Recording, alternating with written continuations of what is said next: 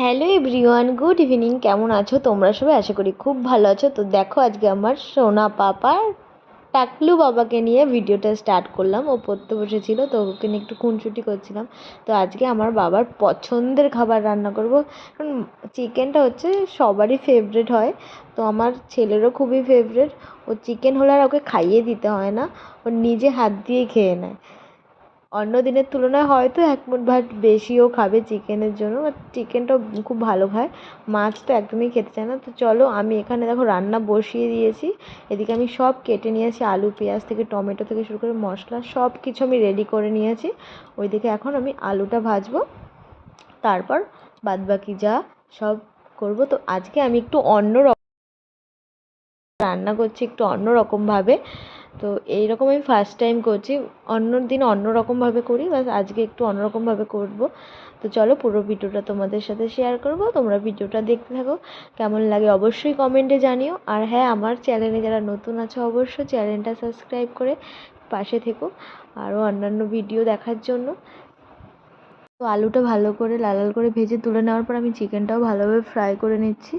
তো একটু লাল লাল হয়ে গেলে চিকেনটাও তুলে নেব। তো তারপর ওই চিকেনের যে তেলটা আছে ওটাও তুলে রেখে দেবো। আর অল্প পরিমাণে তেল দিয়ে মশলাটা, পেঁয়াজ মশলা সব একটু ভালো করে কষিয়ে নেব। কারণ যেহেতু চিকেনেও তেল আছে, এর জন্য খুব অল্প পরিমাণে তেল দিয়ে এখানে মশলা বাদবাকি যেসব ছিল পেঁয়াজ টমেটো থেকে শুরু করে মশলা সব কিছু ভালো করে কষিয়ে নেব। কারণ ওই মাংসের তেল আছে বলে এখানে অল্প তেল দিলাম, কারণ না বেশি তেল হয়ে যাবে।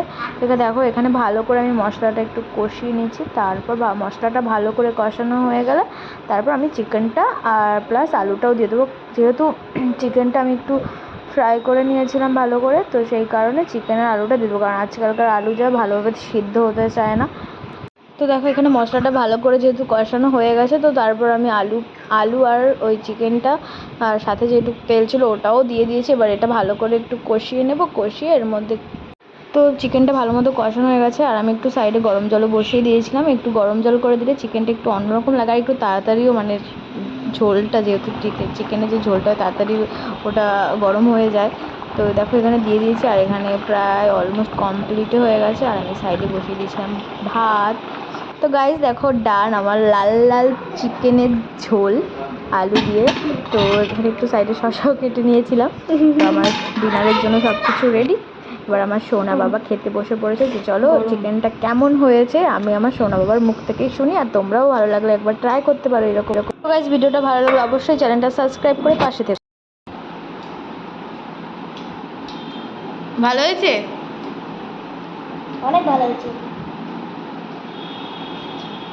ঠিক আছে, সবাইকে টাটা করে দে। টাটা।